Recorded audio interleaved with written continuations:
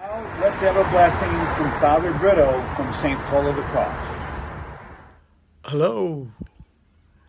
Hello, Turkey Trotters. I am Father Brito Berkmans, the pastor of St. Paul of the Cross Church, and our food pantry is one of the 3 beneficiaries that your great gesture is going to benefit. So I'm here to thank you for doing what you're doing. Even though this year you are not able to conduct Turkey Trot in the usual way, all of you have signed up to help those who are in need, those who are struggling because of this pandemic.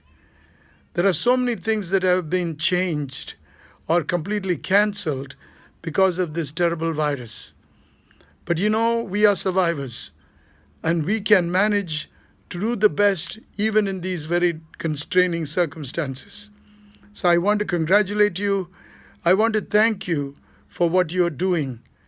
May God bless you. May the Lord protect you and your families for what you're doing to help the poor and the hungry. So let me say just a little prayer of blessing over you. May the Lord bless you and keep you. May the Lord make his face shine upon you. May he hold you close to his heart and watch over you all the days of your life. As you help those who are in need, those who are hungry, this God who considers all of us as his children will continue to reward you. May the Lord be always in your life.